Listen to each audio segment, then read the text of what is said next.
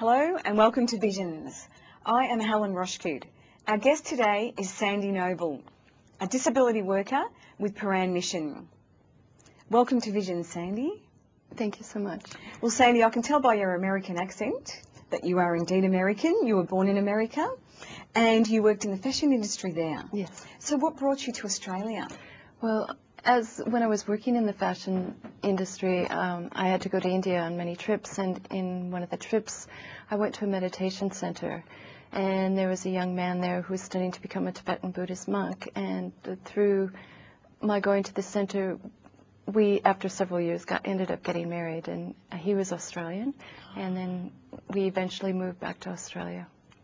Fantastic. So you married an Australian. Yes. Lovely. And can you tell us more about your work in the fashion industry? Yes. I was based in San Francisco, and I was working for a company called Esprit. My job was to design their dress line, and my work was I had to make sketches for the collection, and I put the collection together in 3 different countries. I'd start in San Francisco, do my sketches, get my fabrics together. Then I'd go to Hong Kong, do my sketches there, and get more samples. And then I'd travel to India and do more sketches and pull that collection together, collect all the samples, and then head back to San Francisco with the whole collection. So tell me, what happened? I began questioning what I was, the work that I was involved in when I was in India. The last job that I had there, I did silk sequined evening wear, and I would sit for hours with people who, on the looms. They had enormous looms where they stretched the silk and they did all the handwork on the looms.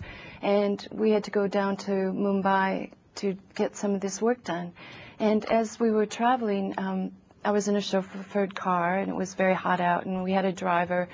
And as we were traveling from the airport to the factory, on the side of the road, I saw 2 sticks and some paper that was on top of it. And I asked the driver, I said, "What is that?" And he said, "It's a lean-to." And I said, "Well, what is a lean-to?" And he said, "It's a home. It's where factory workers live." And I said, "Well, what do they do?" And he said, "They're the textile workers." And I was really struck by the lifestyle that I had.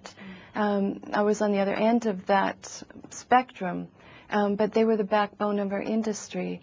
And around the same time, the dresses we sold with this company, they ranged from about $300 to $900 American dollars. And the woman that I was working for had decided to reduce the wages of the workers so that women could afford to buy 2 dresses instead of 1. At that time, the wages were about $1 a week. So it really shook me and really made me question what I was doing in the system that I was involved in. That sounds very cathartic for you. Yes, it was. Yeah, very much so. Yeah.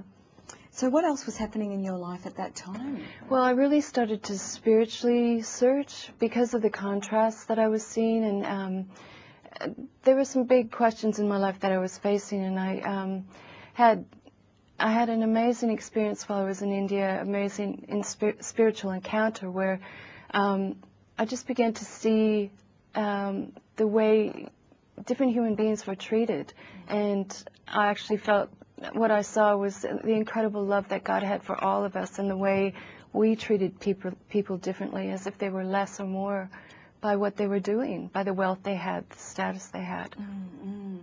So this huge inequality. Yes. Yes. Yeah. Yeah, in myself, in the way I viewed things, I had to question my own values and what I was working in, what I was contributing to. Yeah. That's a very big decision based on integrity, isn't it? Yes. Yeah, to have a really good look at yourself in the mirror. Yes. And have a really good look at your heart. Yeah. And all aspects of yourself. Yeah. And what you stand for and what you believe in. And what your values are. Yeah. Yeah. Well, good on you, Sandy. So, you had a spiritual experience. Yes. Yeah. Yeah. And what it ended up doing, really challenging my values and the integrity that I was living with and what I was working for. And what happened was I made huge changes in my life. I decided that I didn't want to work for that system anymore, that I wanted to live my life out of my values and my integrity rather than the money I could make. Rather than the money you could make. Yes, that's right. So what effect did that spiritual experience have on your life? Well, it meant I ended up quitting my work. For 10 years, I've been traveling all over the world, and I hadn't been in one place more than a month. So I decided to take a huge break. I started doing volunteer work, and I started I did some work with leprosy and the monks in India, and then I started working with Mother Teresa's orphanage when I was in Delhi. So I really started to do the things that I felt were worthwhile and of value. Well, that would have been incredible, working with Mother Teresa's group. Yes. Yeah, tell us a bit about that.